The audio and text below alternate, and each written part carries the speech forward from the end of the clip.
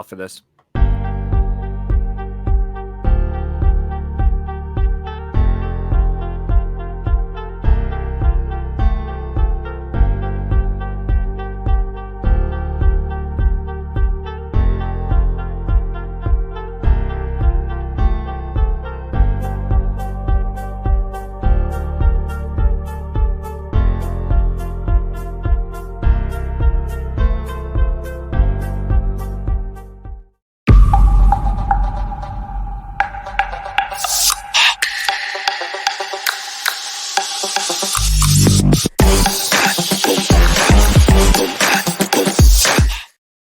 And a good afternoon to everybody, and welcome to another edition or a special edition of Real Talks.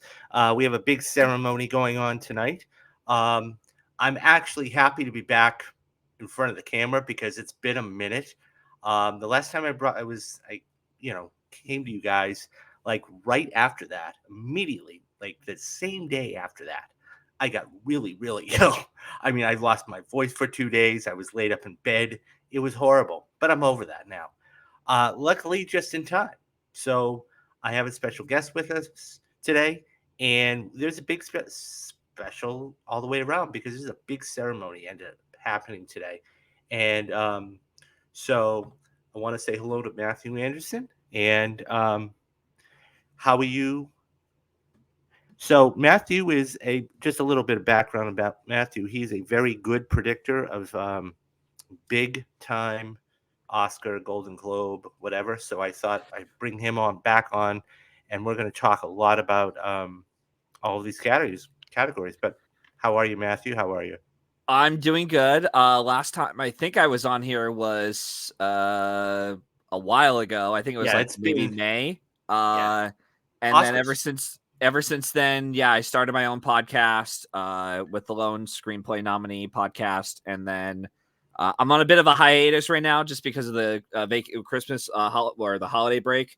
But I'll get another thing on for my show. But that's not what you wanted to hear. You want to hear about us bitch and complain about these Oscar and Golden Globe predictions. I will say before we get into it, while I can do decently with the Oscars, the Golden Globes are kind of they usually are a bit hard for me to predict just because there are years where I can totally guess what's going to happen for the Globes, and there's other times where I'm like, oh, I had no idea they were going to go that way or be that predictable. Okay.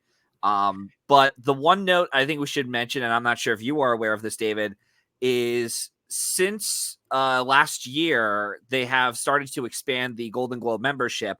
I think they started doing that last year too. And this year we're taking on a much more international. There's a lot more international type voters involved, and there's a lot more going on than previous years. I can't remember. I'm trying to even think what the hell the number was on average of like what the typical Golden Globe members would be, but they've expanded this year, so maybe they don't go their typical Golden Globesy way that they usually do for other years, but we'll have to see what happens. Yeah, so I mean, the thing about the Globes is this, okay? The Globes are very different in a lot of different respects. Number one, okay, the HFP, or the Hollywood Foreign Press, is the one that basically runs this.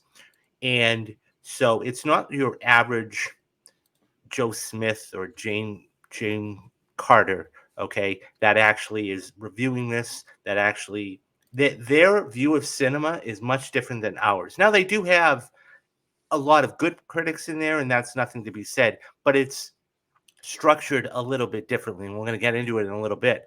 So it's one of those things where at the Oscars and at most award shows, they have straight up, best supporting this, best supporting that, actor and actress and everything else. Here, what they've done is they've broken it up into a couple different categories, which I've never understood. Okay, they have a whole dramatic, and then they have a whole comedy musical portion, and I go, what? Go ahead. I kind of do get that because the Golden Globes, first off, they are no longer hosted by the Hollywood Foreign Press Association. They actually disbanded over the past summer I think it Okay. was like end of June. I think this news had gone on like right in between the Writers Guild and the actor strike. So that's why I was like, oh yeah, like I had to remind myself the other day. I'm like, oh yeah, they're no longer in charge of the Golden Globes. I can't remember Oh, who is that's though at the good. And moment. then in that case, that's Um, very good because, you know, but with that said, though, the comedy musical categories, I think, and they've also done it also with television too. You know, mhm, it isn't that's just true. film as well. But I think part of the reason why it's nice that they're doing it this way is because you know, it allows a lot. First off, they want to get more Hollywood stars to show up at this, and unlike the Oscars, they actually serve alcohol to the guests right there at the tables.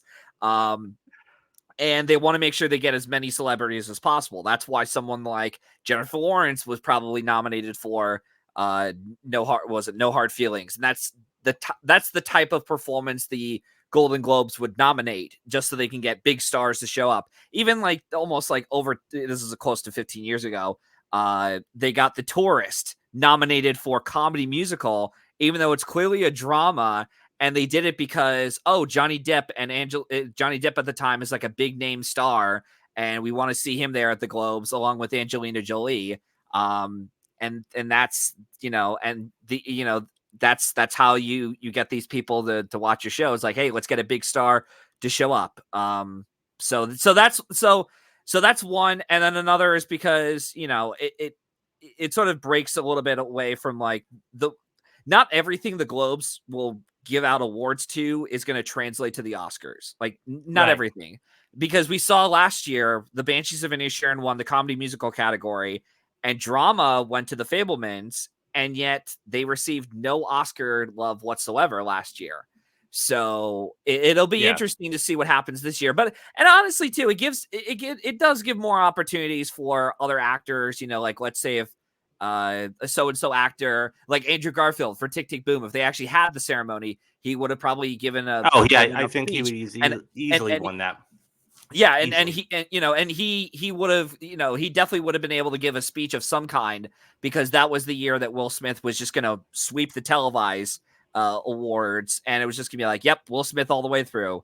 Yeah. So it's like, all right, like I understand like why some people would be sort of like pissy about why are they splitting into different genre categories, but it gives opportunities like that. So, Yeah. and also even something like Borat 2, which was kind of a surprise that it even won the comedy musical category. I think it was a surprise. I can't remember, but it also got Sacha Baron Cohen another Golden Globe win for Yeah. the lead actor category. So, anyways, Yeah.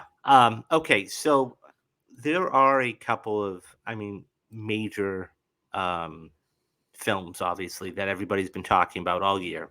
Okay.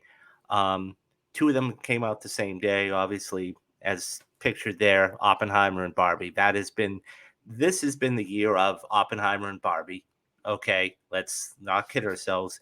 And the big secondary runner up, if you will, is Killers of the Flower Moon. Now, when I say winners, nominations wise. So yeah. Barbie has led in it, is going in tonight is leading with 9 nominations. And this is something to be expected throughout the whole award season. Oppenheimer is right behind it with 8, and Killers of the Flower Moon with 7. Um, and they're all in categories you would imagine. We're going to get to a couple of those in a few minutes. And it's one of those things where the counter programming done and how this was done, and this, I honestly in all of your years of covering film, have you ever seen anything like what happened this year with that? With With like the Oppenheimer and Barbie type of thing? if there ever was one, I think maybe the closest could have been like maybe. Yeah, it's kind of hard to like instantly trying to think of something that Yeah, was like no, it's this been in maybe like La La Land and Moonlight I could think of, yeah, because that was a year where it was like it literally was between those two for Best Picture. This year, I don't know if it's just Barbie and Oppenheimer. I think people might be coining that just because they were like the biggest movies of the year, but we'll have to see in terms of like televised awards what is actually going to be like the legit front runner. Because for all we know, maybe something like Killers of the Flower Moon, small chance that is, but still, like hypothetically, there could be a world where like Killers of the Flower Moon or even Poor Things, which also got as many nominations as Killers of the Flower Moon, that might be another like, oh, okay, maybe the ball goes to their court. We don't really know. We have to wait to see for these televised awards to come around. Yeah. Okay. So let's just jump right in. So this first one is interesting, and and that is best original score. Now you got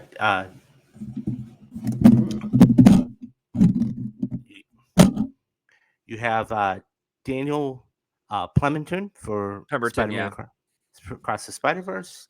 You have the composer for Poor Things, Boy and the Heron, Oppenheimer, The Zone of Interest, and Killers of the Flower Moon, what you were just speaking about. So who actually... So what we're going to do here is we're going to play a little game. Who do you think should win, and who do you think and who do you predict is going to win, and who do you think that deserves that win? So I haven't, as of this recording, I haven't seen The Zone of Interest and I haven't seen The Boy and the Heron yet, which leaves me to the other four. So I personally think Ludwig Göransson is going to win the Golden Globe and is probably going to be going on his way to win the Oscar for this. If there is any kind of, potential upset, I think it might come from Robbie Robertson for Killers of the Flower Moon, because this was his final score that he had conducted or composed. And there might be some kind of narrative building for it if they can't get someone else that we'll talk about later down the road a win for the Oscars. So maybe Robbie Robertson could be a runner-up, but I think it's Ludwig Göransson going to win all the way. And of the scores that I've seen, probably Oppenheimer I'd personally pick. Although I will give a shout out to Poor Things. I thought that score was really unique and really bizarre. And it's the kind of score that on paper it shouldn't work, but the way that film is toned with how weird it is, and has this like sci-fi period piece kind of feel to it, and just again really odd kind of Yorgos Lanthimos film.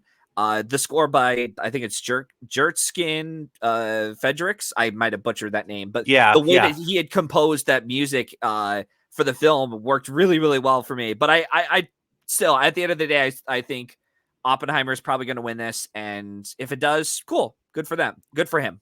Yeah, I think Oppenheimer. I saw it 3 times in theaters, and just the score alone made it. All in IMAX, by the way. But just the score alone was so riveting and so good. I mean, Across the Spider-Verse was fun. I mean, it was a good movie all the way around, but it was a fun type of movie. So I mean, I tend to agree with you. Either Ludwig or Robinson is probably gonna win this. Okay, so let's move on. So now we're gonna have a little bit of fun, and I know this was a category you kind of was shying away from, but just for the viewers' sake. And by the way, when this is one of those categories like the blockbuster one that Oscars were trying to put into effect a couple years ago. There is no bad movie here. Let's just put that out there. Making a movie is difficult enough. Making a successful movie is even more difficult. Making an absolute achievement, as they like to call it, is an achievement itself.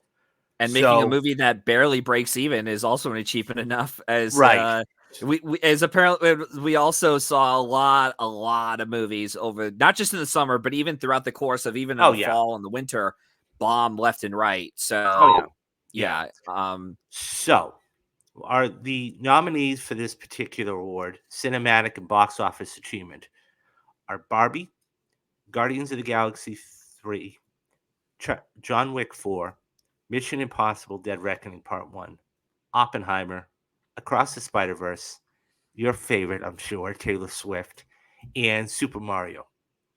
Which one do you think wins? I think Barbie has a really good shot at winning, just because it's the one that made $1 billion at the box office. And if it can't win another top category, we'll get to that in a minute, actually, or down the road, we'll get to that. I think Taylor Swift actually is the other one. Oh, I keep forgetting Super Mario made $1 billion. But I think if Barbie can't win this category, then, or I should say category, then I think Taylor Swift is probably taking it just because she had, just like a big box office boost and, was one of the few films during that fall season that actually made a ton of money and kept audiences going to the theaters over in like October and November and such. So I'm predicting Barbie at the moment, but I could easily see something like Taylor Swift win this. I think this is interesting because I agree with you about the whole Barbie thing. I think that there's 3 films here that really stand out to me, and then they're not the 3 that I'm thinking of. I'm talking about John Wick 4, Mission Impossible: Dead Reckoning Part 1, and Spider-Man Across the Spider-Verse. And I think that the thing is that John Wick 4, this is the 4th movie in this franchise, and they have Ballerina coming out next year, 2024. And I think this is a really successful franchise.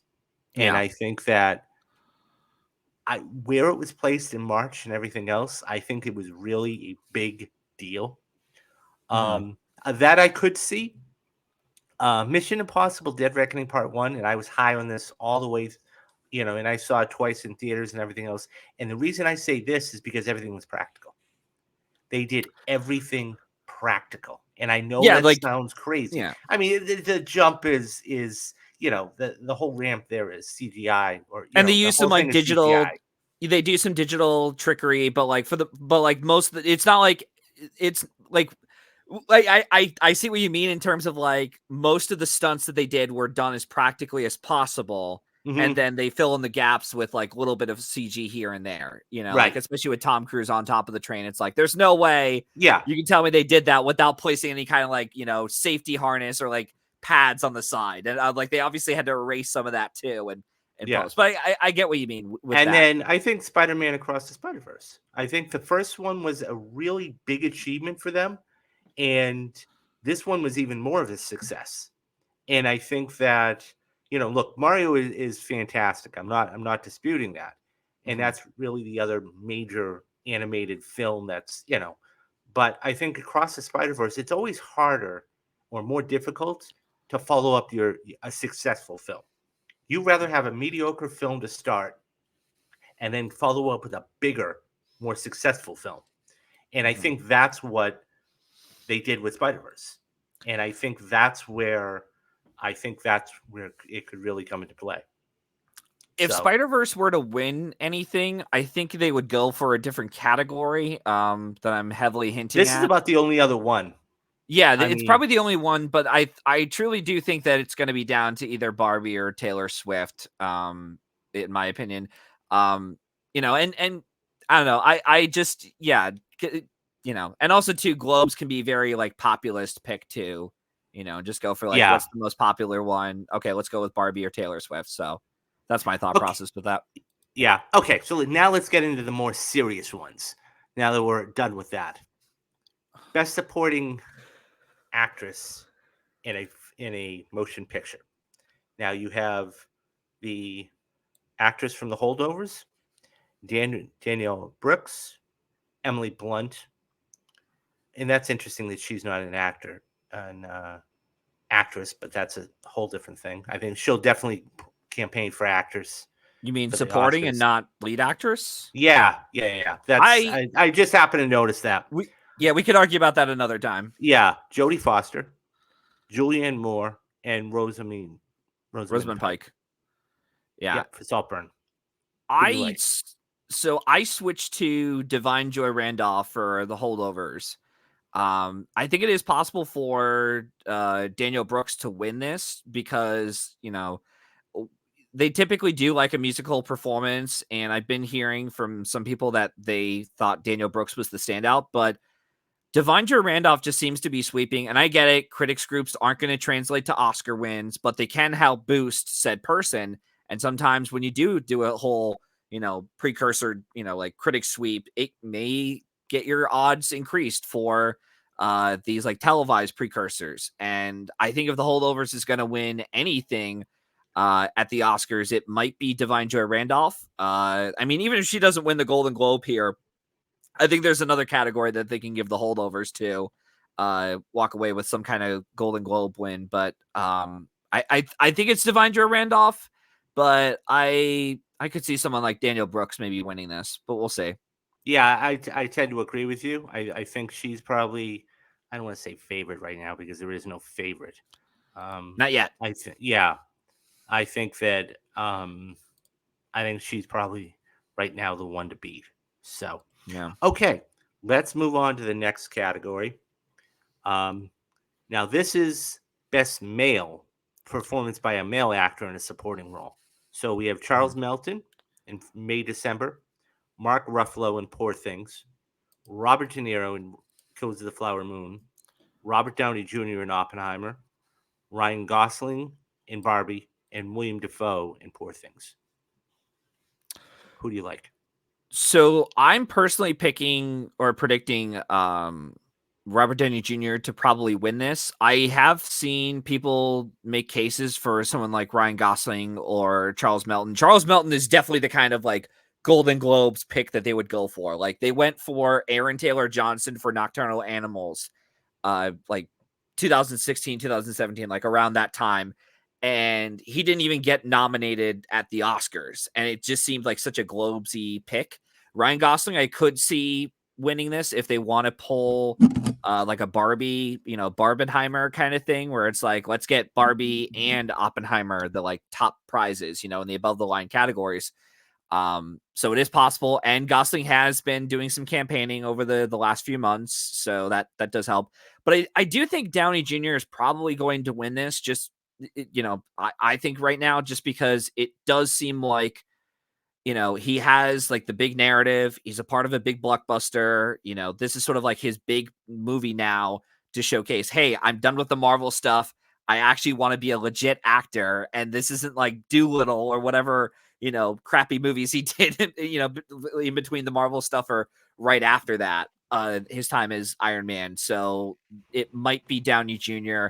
And also, too, I've been noticing some people have been comparing his character to that of F. Murray Abraham in Amadeus, this, jealous kind of figure towards, the main, the lead of the film. So I do wonder if Downey can win this. And also, too, he's already won 2 Golden Globes too already. He won for the Ally McBeal show, I think it was. And then he won the comedy musical category for Sherlock Holmes. So, the Globes aren't afraid to give him another one if they want to. Yeah. I think that Downey Jr. right now is probably I don't want to say nobody's the one to beat, but right now he's probably going in.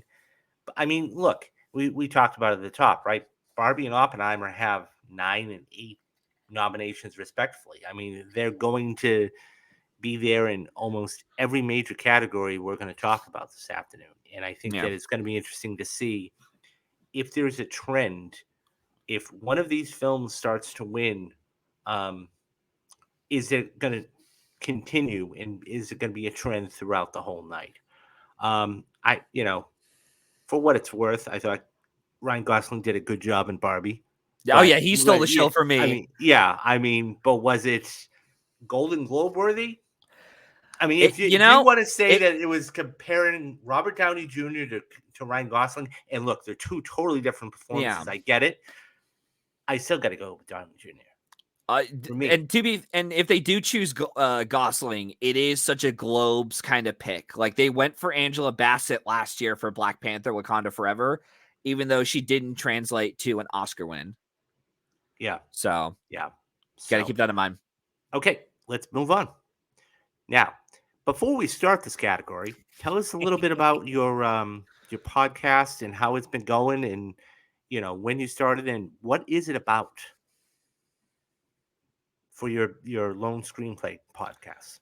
So the Lone Screenplay Nominee podcast, I'll just get through it real quick. It's essentially a podcast where we talk about these films that were solely nominated for a screenplay in either adapted or original at the Oscars, bear in mind. And what was it? The always with every film, a script is sort of a blueprint for a movie. It could actually help or hurt your film. in terms of making the quality of your film better or make it worse or whatever the case is. So with that said, Golden Globes are notorious for combining the category this year. Well, like they've been always all the years, is they've combined it in with the original and adapted screenplay, or excuse me, they put original and adapted screenplay contenders in just one category. And I should also point out, we didn't even mention this on the top of the show. This is the first year, I think, in maybe a while that all the categories have expanded. Instead of five nominee slots, we get 6. And I think part of that is because of the fact that we always keep getting these like egregious snubs of like, why didn't this film get screenplay nomination? Why didn't this person get in for comedy musical? Like, she was fantastic, or whatever the case is. So that's something we should keep in mind going forward, is that it's kind of hard a little bit this year to predict like what could be a potential, outlier or player. As far as what my prediction will be for this category, however, I think if I looked at the history of screenplay winners over the past, like since 2015 or 2016, Steve Jobs was the last film to win screenplay.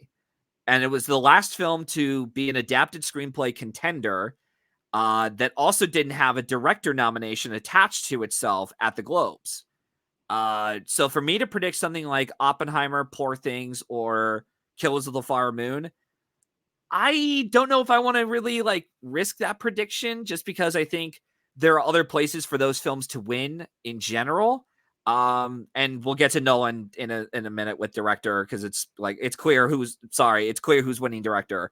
And with Barbie being suddenly switched over from original to adapted this past week, it's a little bit hard to know if Barbie can win screenplay, or maybe it does, because like I said, they always go for populist picks, but sometimes they go with the film that actually wins the category. I don't think right now Anatomy of a Fall can win the screenplay category at the moment, just because I've always had the sense of that being just that film being a screenplay and lead actress contender or nominee at the Oscars right now, but we'll see what happens. I think they could give the award to Anatomy of a Fall or Barbie, or maybe Poor Things does actually win screenplay here. But my prediction right now is going to be Past Lives. And part of the reason is because I think if it's not going to win the non-English language award, which they could go with something like Zone of Interest or even Anatomy of a Fall, which is also competing there, I do think Past Lives has the potential to become a screenplay contender for the Oscars and actually win the category.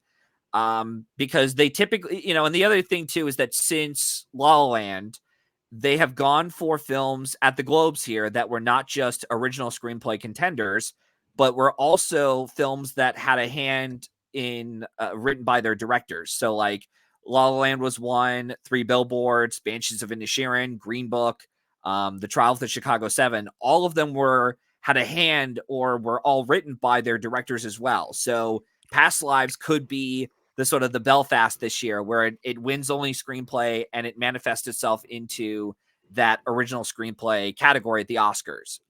We don't know personally, because that screenplay category is a bit up in the air at the moment, especially now that Writers Guild are announcing their nominees after nominations, and they're announcing their winners after the Oscar winners. So it's going to be really tough to predict the original screenplay category without WGA. But I do think there is a shot for Celine Song to win herself a Golden Globe here if she's not winning non-English language film. Yeah. What do you think? Right now, Barbie. I for screenplay. I mean, it's gonna be interesting to see. I mean, I could see Killers of the Flower Moon winning. I could see Poor Things winning. And I can see Past Lives winning. Right now, any one of those. Not to say that Barbie, that wasn't, but exactly what makes up a crisp, tight, to me, Barbie wasn't a crisp, tight one of those that Oppenheimer just moved. But again, even in 3 hours. Sure. So, but the other thing you also have to point out is that these Globe voters at least the ones of the past years, they don't always go for the crisp and tight script. No, you're right. You're right. Even something like The Favorite lost here to Green Book, which it shouldn't have, and yet Green Book won the screenplay prize here. And Green Book won Best Picture. Let's not, so the Globes can be such a populist pick that they could just say, screw it, let's give Barbie the award because we want Gerwig to win a screenplay award. She may not win at the Oscars because she's now an adapted, and that's a really tight field as it is. But I don't know. So for right now, I'm just going to stick with the history and just stick with past lives. I could be wrong, but we'll find out soon. Okay, so let's move on. Now it's starting to get a little more interesting. Now we're going to start getting the acting categories again. So best performance by a female in a motion picture. Now this is going to be dramatic. You have Annette Bening, Kaylee Spain for Priscilla, Carey Mulligan for Maestro, Greta Lee for Past Lives, Lily Gladstone for Killers of the Flower Moon, and Sandra Huller for Anatomy of the Fall. Yeah. Who wins it? If there's anyone to be any kind of upset here, I think it's Sandra Huller. With that said, I think Lily Gladstone's winning this because I am under the firm belief, I'm not sure if you feel about this either, David, but I think Lily Gladstone has a very good shot at winning the Academy Award. In fact, right now I'm actually predicting her to win at the moment. That could change over the next couple weeks. We'll see. But I think Lily Gladstone, with the narrative trajectory that she has, everyone's talking about the movie, even if they're not the biggest fan of Killers of the Flower Moon, with how, obscenely long it is. And, I'm only an hour and change into it. So, it gives them like like some of them feel a bit underwhelmed or, oh, well, that was a movie. But I keep hearing a lot of people, even some of the normie, audience members say to me that, or even hearing it from other people, saying that anytime Lily Gladstone was on screen, they took their phone away and they're like, I want to watch her, on screen because she is, outstanding in this role. And I think this could be the one win where the Golden Globes just say, here's your sole consolation prize for the movie. So we'll see what happens. Yeah. I do also want to shout out, not that she has a chance at all at winning here, but I personally thought Kaylee Spaney and Priscilla was fantastic. I would like to see her get more awards recognition. I don't know why she isn't, in terms of, nomination wise, I should say. But I think Lily Gladstone's winning the award here.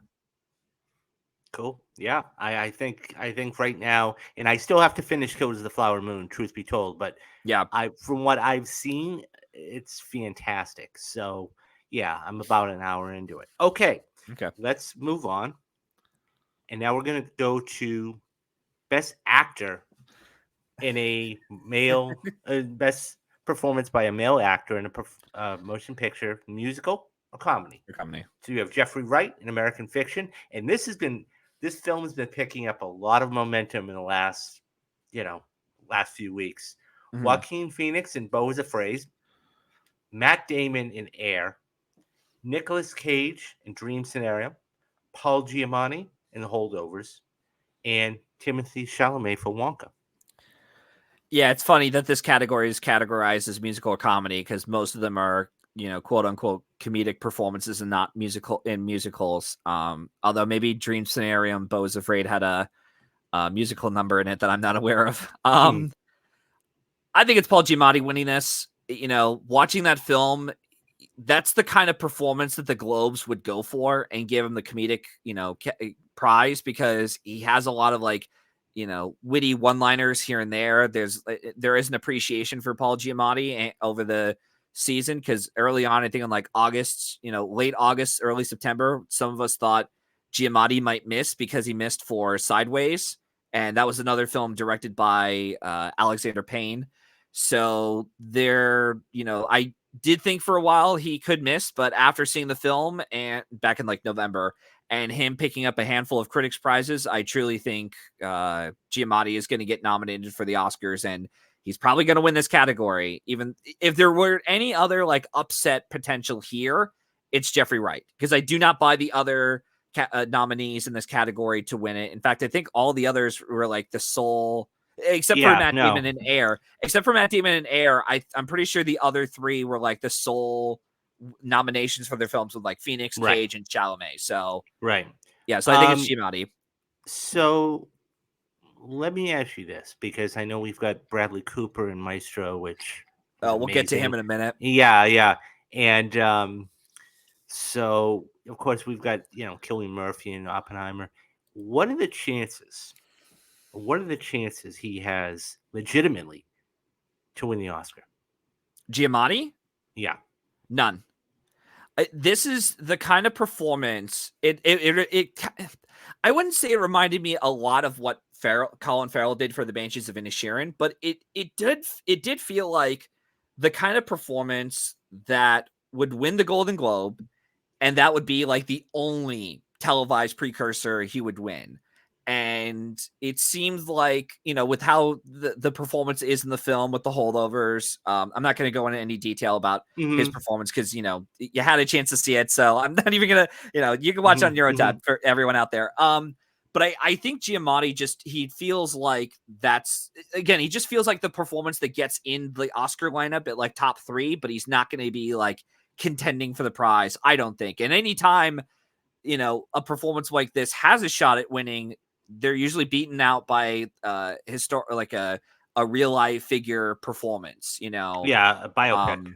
Yeah, biopic. There you go. So I just think that Giamatti will probably be a top 3 contender for the Oscar, but he is not winning that at the moment, I don't think.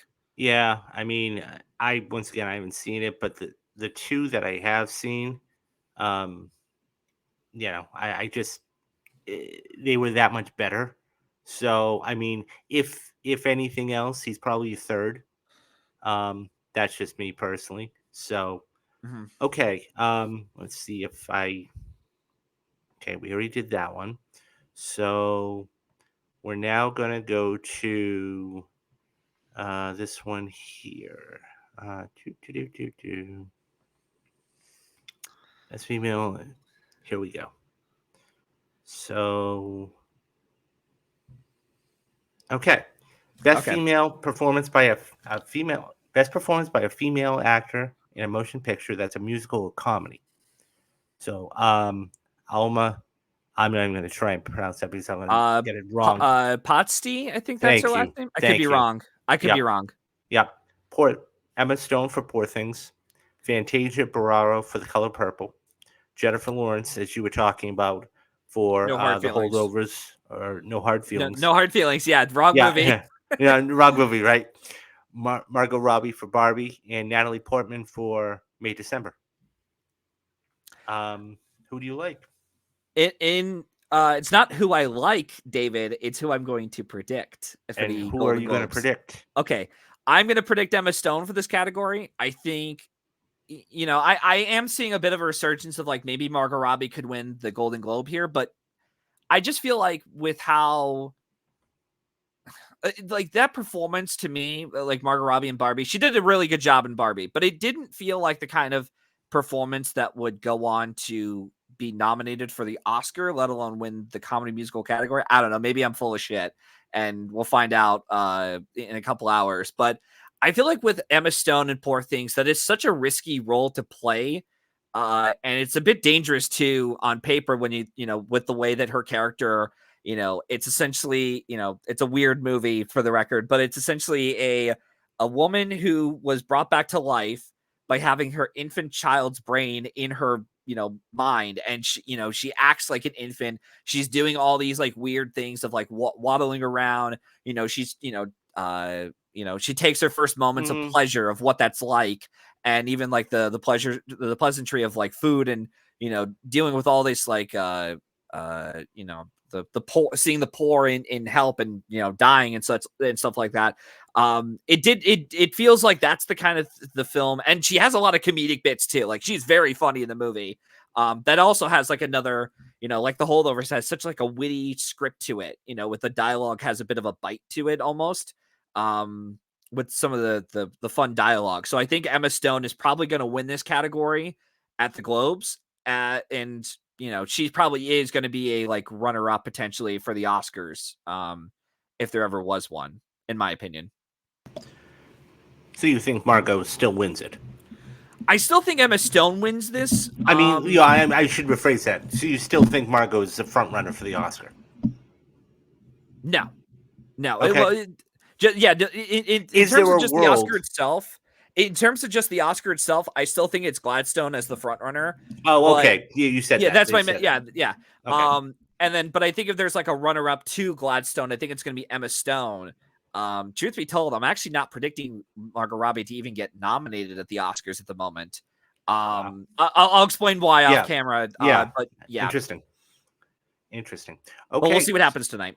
Yeah. So we have 3 left, and these are the big 3. These are the big 3, and I know, just itching to get to Oh, these. director. Okay, yeah, this will be Best easy. director. This will be easy. Yeah, Runaway, right?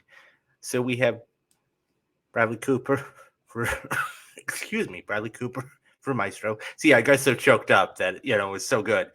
Celine Yeah. Song for Past Lives, Christopher Nolan for Oppenheimer, Greta Gerwig for Barbie, Martin Scorsese for Kills of the Flower Moon, and Yorgo Lanthimos for Poor Things.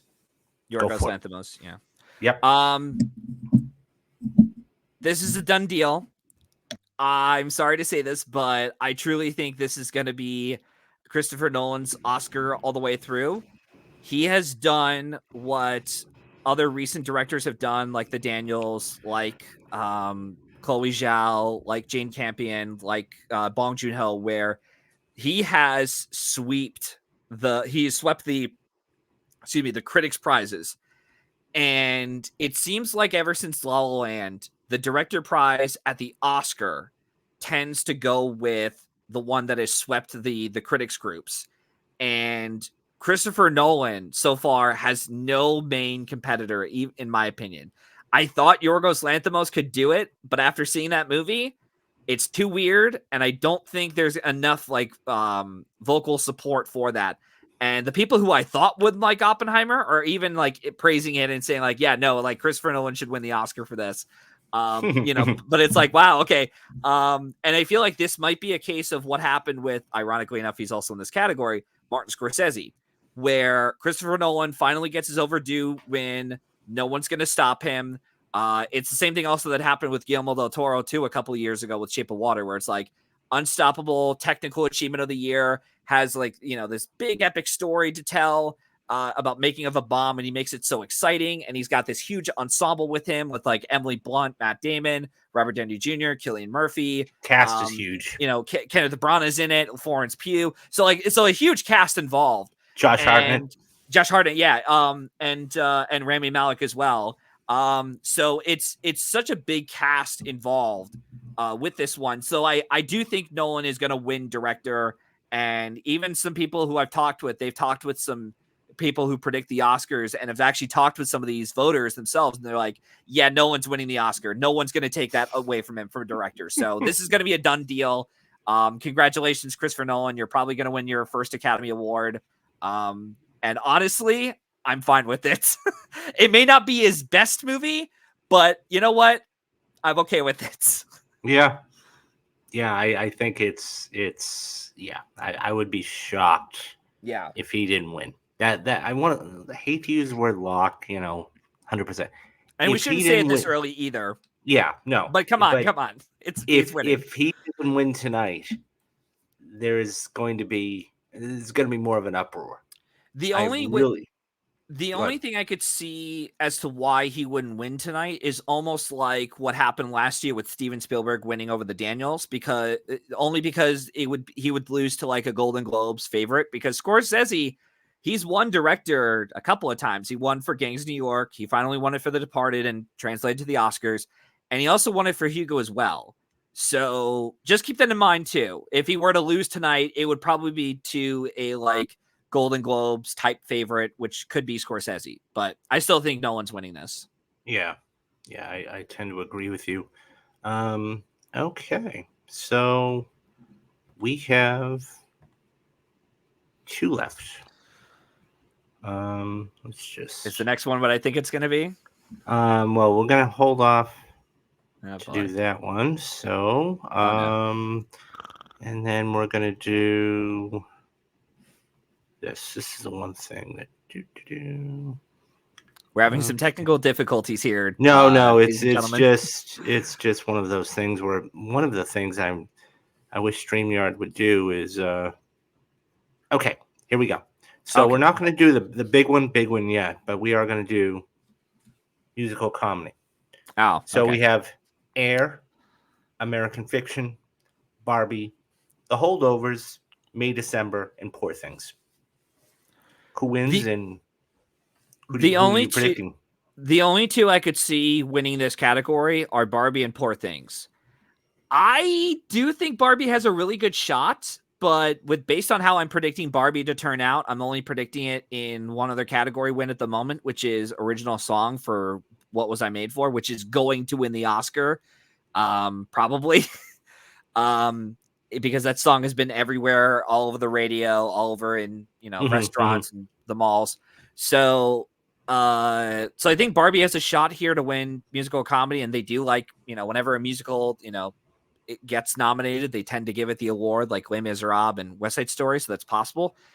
I think Poor Things has a shot too, which is what I'm going to be predicting, just slightly more than Barbie. Because I've noticed a trend that they've gone with the musical comedy winners here since La La Land, I think it was. They've always given an acting prize of some kind to the comedy musical Best Picture winner here. So that could be a case of what happens tonight with this category. They just give Poor Things picture and lead actress, and then they already gave Barbie like the Cinematic Achievement Award. That might be it. We'll see. That would be a hell of a consolation prize. It would be, but we'll see. Because I like I said, I'm not saying like, oh, Barbie can't win this. I totally think Barbie can win this. In fact, they might even win this too. But I'm just going by like, with the branch being more international this year, and they could do something different and throw like a wild card at us. And it could put Poor Things into not necessarily a life preserver per se, but it could put it in like, oh, okay, this isn't completely dead as some may think it is. Yeah.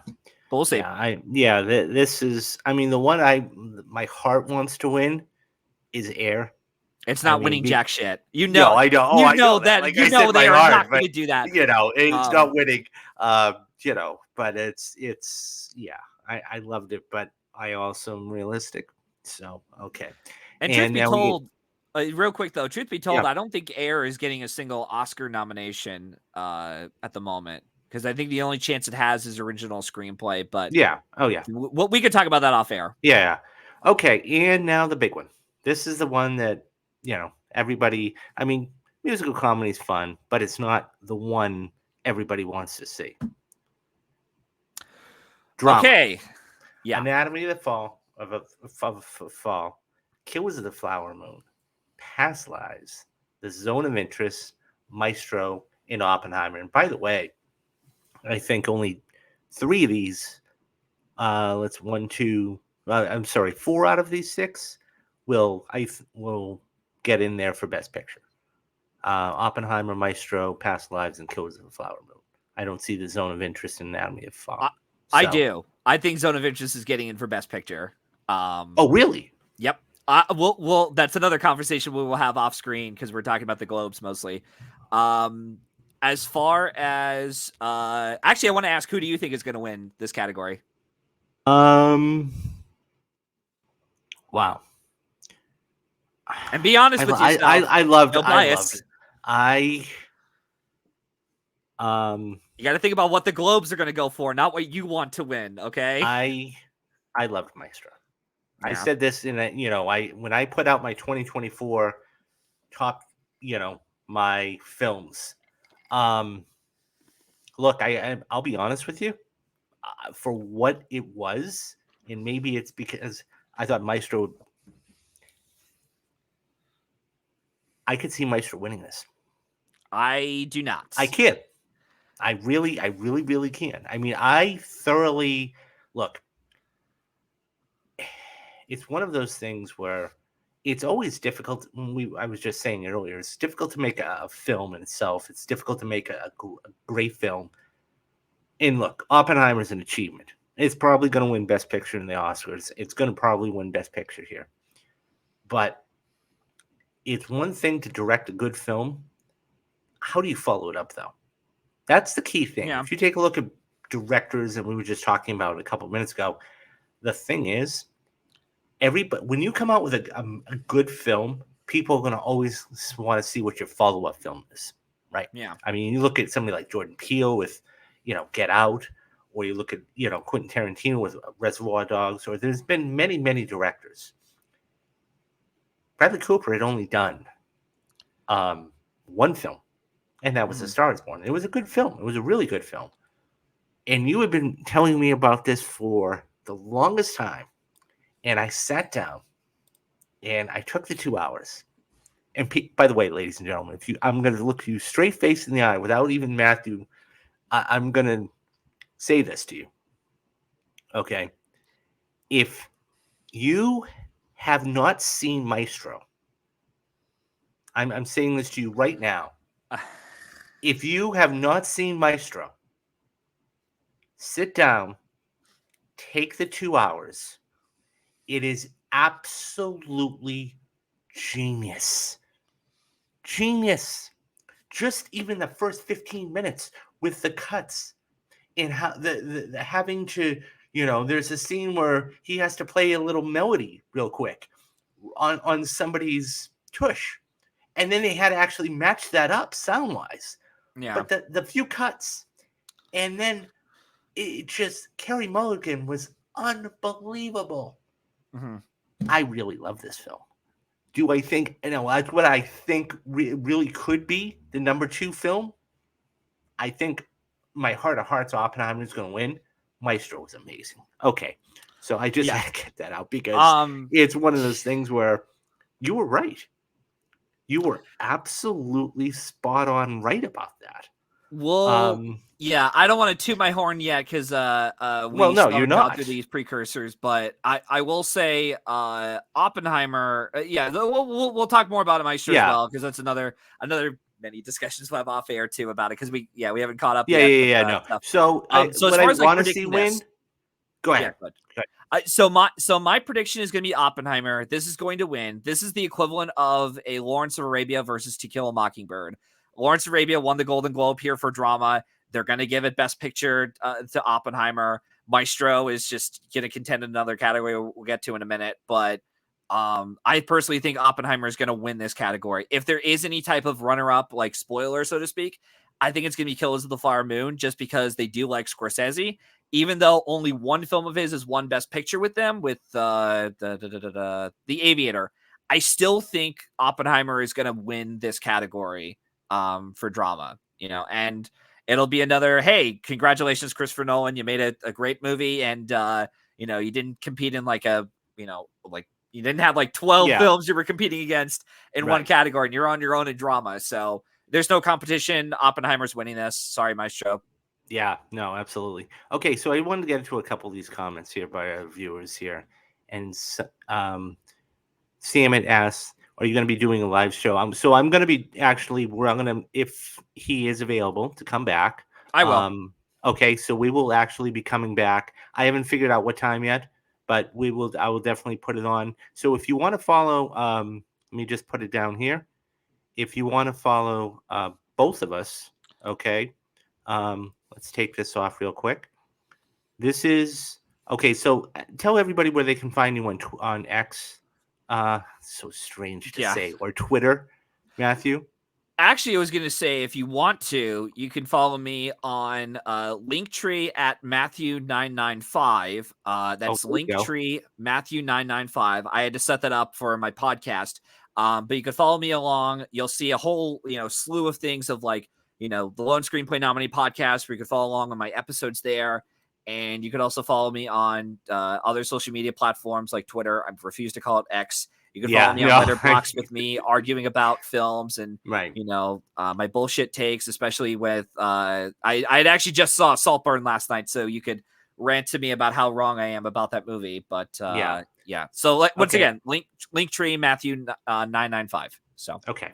So Yuki says Oppie will win. People love comedy propaganda. Oh, I mean, Yeah, it's not, that's part of it that's too. I think yep. there's a definite thing about that. Mhm. I do, but it was not only propaganda, but it was a masterpiece. And I think that's where everything was really coming. He also says, "I loved Maestro too. I Nice. cried like a baby watching Maestro." I mean, yeah, it was just an incredible film. I think Maestro is just. I'm now. It's really going to be fascinating to see what he does for his next project. But Speaking yeah, of Maestro, isn't that yeah. competing in another category that we're missing and we're not Um, talking about? um, it's not in musical comedy. I know that much. No, I'm not sure off the top of my head. it's a drama he is competing in. Um, Oh, yeah. yeah. Did you not know about that? Maybe. Yeah, I thought that this would have been the one best picture drama, right? No, lead actor drama. I Oh was referring yeah, to. I thought we did. Okay, let me find that for you because Yeah. sorry guys, he's So while right. you're doing that, I'll rattle off the names for Yeah, who is the lead actor because I have the list right here actually. So it's Bradley Cooper for Maestro, Leonardo DiCaprio for Kills of the Flower here we Moon. go. Oh, you got it. Yeah, Coleman Domingo for Rustin. Barry Keoghan for Saltburn, and Cillian Murphy for Oppenheimer, and also Andrew Scott for All of Us Strangers. yeah. So I mean, I'm gonna take the reins on this one. So go for it. I want to let you know right now. Um, I see only two people winning this category, just two. We'll find It's gonna out if be it's the same one. Go ahead. Cillian Murphy and Andrew Scott. No, I'm kidding. No, I'm totally fucking with you. No, it's Cillian Murphy and Bradley Cooper. They're the only two that I think have a shot at winning this category. I think Barry Keoghan, it's just like, it does feel like the kind of film that the Globes would nominate. About a bunch of rich, pretentious assholes, and him trying to sneak in and climb in through the high society, Saltburn building. Coleman Domingo, Rustin, a typical biopic performance. Leonardo DiCaprio's in a top 3, top 4 Best Picture contender. Andrew Scott has the like Paul Mescal, all of us was it After Sun kind of vibes for this category, and but yeah, no, I think it's going to be between Cillian Murphy and Bradley Cooper. I'm still predicting Bradley Cooper to win. I do think there is a chance that Cillian Murphy can win this in terms of they just want to give it an Oppenheimer sweep of some kind. But my thought process is that if Maestro is going to contend for any kind of award, this is going to be it. And I'm not just saying this because I have a whole, 5-year bet almost of like agenda of like, I want Bradley Cooper to win everything. Like believe me, I'm David, I'm trying to be realistic with this as possible.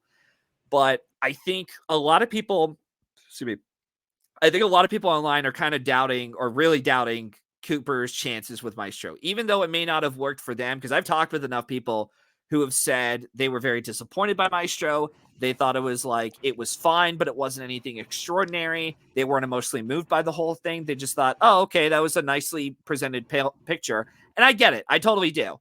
But I think when you look at what the voters typically want to go for, they typically go for these kind of, biopic performances, not just with I'm talking mostly about with the Oscars, but like, it does seem like Cooper feels like that kind of awards contender that would go on to win the category. And I do think Cooper is going to be this year's Will Smith, where even though he hasn't won a whole lot of critics prizes so far, it's Cillian Murphy sweeping the critics groups, and good for him, honestly. If anything, he's definitely going to get in for the Oscar nomination. He's not going to miss, like some had predicted back in July. But I think Cooper is going to win the televised awards because the moment he gives that speech about him playing Bernstein, he, trained 6 years to do this, especially that big conducting moment in the film, which is that for me solidified like, okay, I think the Academy, based on what the Academy has gone for, and even to a certain degree, the Globes as well, that's the kind of performance that wins the top prize. And and Cooper's out there campaigning a lot, not just because he's an actor in the film, but he's also directing the film as well. Like, I've seen him campaign more than he did on A Star Is Born. And I remember too, that year, Rami Malek was the one doing all the campaigning. Like, he was out there everywhere, kissing babies, taking photos with grandma, stealing people's girlfriends. No, I'm kidding. But like he's been out there in force. And I think one thing that people have to remember is that film Twitter and the industry have different reactions. And I think the case in point, everyone should point out, I think we even pointed this out last time when we did this kind of awards thing, was Brendan Fraser winning for The Whale. Like, that is such a divisive film and divisive performance. And yet the industry didn't care what the internet said about the movie. All they cared was like, hey, we love Brendan Fraser. Some of us even love the performance. Let's give him the award. And I think the fact that Maestro showed up here with 4 nominations and not just Cooper as its sole nomination, I think it shows that there's a little bit of strength in this movie. And it even did well in the BAFTA long list too. Like, this isn't the kind of film that's going to go away. It's going to show up probably everywhere at these like precursors and guilds. So I really do think this might be Bradley Cooper's chance at winning the Golden Globe. And if he does sweep the televised awards, I'm sorry, he's winning the Oscar. And I know a lot of people want Cillian Murphy to win. And believe me, Cillian Murphy is fantastic. I thought he was great in Oppenheimer. But again, looking at the history, and as I do every year, I try to look at the history of what the Academy has gone for. Murphy doesn't seem on paper to me like the type of performance that wins. And we've even had Best Picture frontrunners and, Best Director winners not win the lead acting prize. Someone like Peter O'Toole in Lawrence of Arabia, I already mentioned. Another one is Birdman. Michael Keaton lost to a biopic performance, which was Eddie Redmayne in The Theory of Everything. So right now, unless I am proven wrong, I am sticking with Cooper throughout the entire season for televised precursors. If I see him start losing stuff, then I'll switch to Murphy. But otherwise, I still think Cooper's winning this. Oh, yeah. So that's my 10-minute ramble. No, yeah. No, you're right. I think that it's... Look, anybody, and I was not kidding when I said it, but his performance, and I'm going to get you trying to bring up a picture real quick, because it's one of those things where you're right on so many different levels. Number one, they love biopics. And I mean, you can go back to, they don't have, you just take a look in the last 10 years. I mean, whether it's, Gary Oldman with The Darkest Hour, or Rami Malek, or whoever it is. And I'm trying to bring up. While you're pulling that up, the other thing I want to point out too is that since the past 10, 15 years, I can only think of 2 performances that were very subdued and managed to go on to win the Oscar.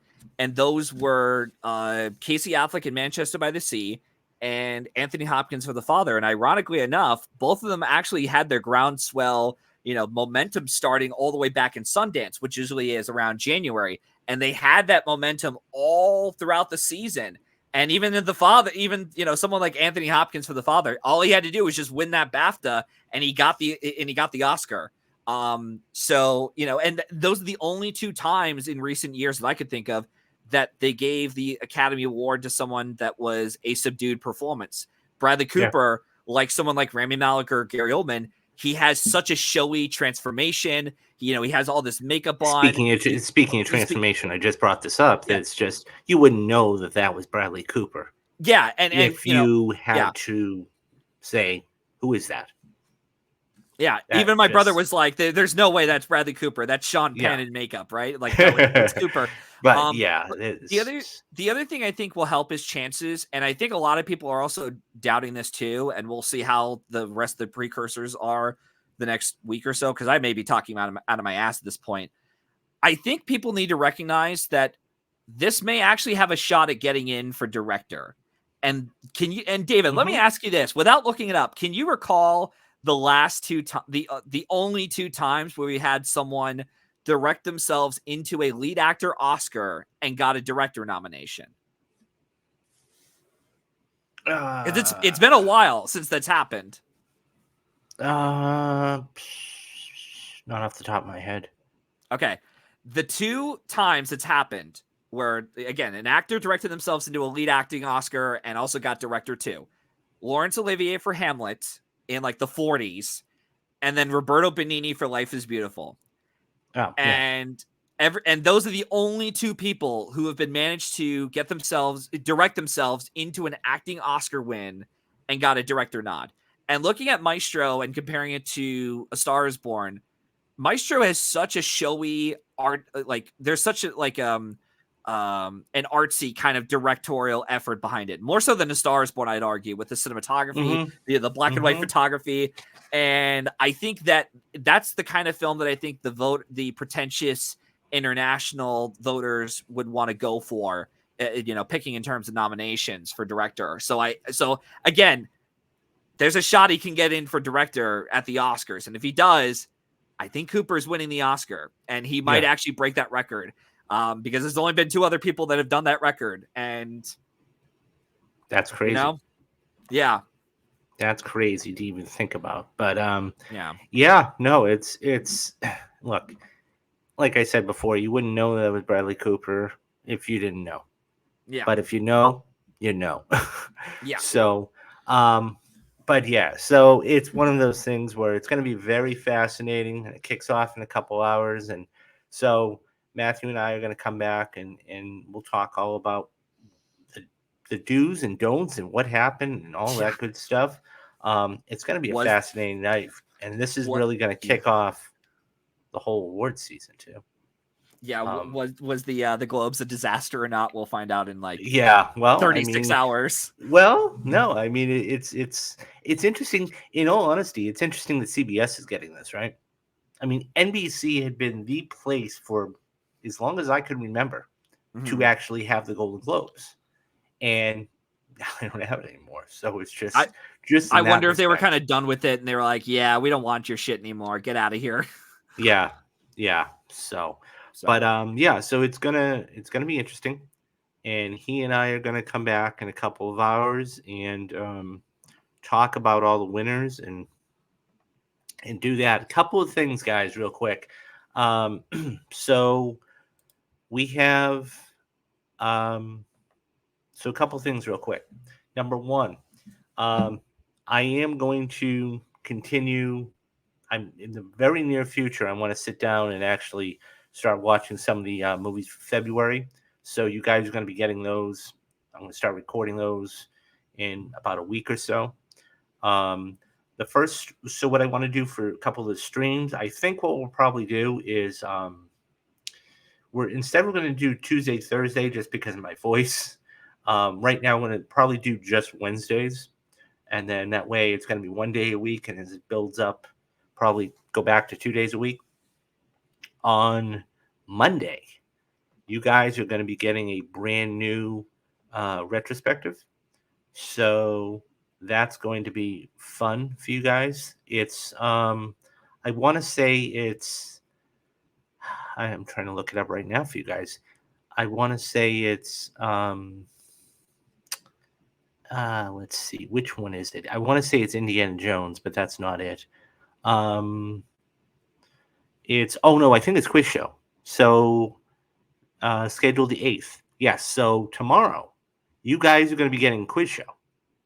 And that was so much fun to do. Just so Yuki, he says, let's go Bradley Cooper. Yeah, I agree with you. I wholeheartedly agree with you, and Matthew does as well in that.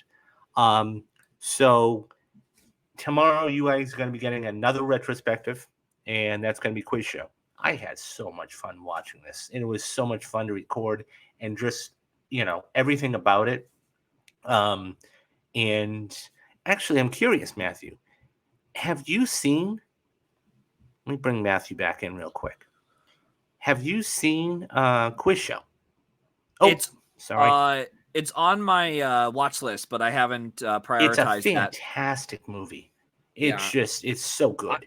I don't think I've even seen a Robert Redford film except for maybe All the President's Men, I think. And that's one I have which to he watch only myself. acted in, for the record. Yeah. But yeah, no, I got a lot of films to get caught up on. I might have time to squeeze a film in tonight. We'll see. But yeah, I'll try to get around to Quiz Show in the future. Yeah, but it was definitely a worthwhile, film to watch. So that's going to be turning 30. Yuki says Quiz Show had a tough Oscar. And yeah, it did. 1994, and I talk about this, guys. 1994 was stacked. It was stacked. So obviously, I'm not going to go too deep into it now. You guys can watch the video, but there was only 5 Oscar Best Pictures back then. 3 of those are some consider to be some of the greatest films of all time. For one reason or another, you had Pulp Fiction, okay? You had Quiz Show, which was in there, but you had Forrest Gump, and of course you had Shawshank Redemption. And Four Weddings and a Funeral was the other one. So, yeah, absolutely. It was a tough year. But so you guys are going to be getting Quiz Show. And then we're going to be doing our first live stream of the month of January on Wednesday. And then on Friday, you guys are going to be getting another retrospective. And then we're going to be doing this throughout the whole month. And then, so February is going to be all Black History Month. So you guys are going to be getting films like Get Out is a perfect movie. 42, The Butler, In the Heat of the Night, all these great films. And this is going to continue all the way through the year. So it's one of those things where, and what I'm going to do, guys, is I've decided that I'm going to show clips. I mean, it was one of those things where I wasn't going to show clips before because, I wanted to get monetized and everything else. But what that does mean is that I'm going to need your help. And meaning that I do have a, bring this up for you guys, and Matthew can see it as well. Right now, it is free to become a member, but I made these extremely, extremely cheap. $3 a month gets you, is the starting rate, and $10 a month is going to be huge. Just not only to support me, but for all of my endeavors throughout. And my goal is that I want to hit 2,000 subscribers. My goal is I want to hit 2,000 subscribers, and 20 to 30 paid memberships. So that's my goal. We'll see what happens. But yeah. So anyways, guys, you're going to be getting all that stuff for $10 a month. You can't even get Netflix for that cheap and get all this stuff for free. And yeah, so all the live streams and everything else. So anyways, guys, that's going to do it for us. So as I said, we'll be back in a couple of hours, and we'll do definitely a reaction show, and we'll talk about the winners and not so much. Okay, he is Matthew Anderson. I am David Steele. This is Real Talks, and you've been watching the Golden Globe Prediction Show. So do the 3 things you got to do, guys. Be safe, be careful, and have a great rest of the day. All right, I will see everybody in a couple hours. Have a good one, guys. Bye-bye.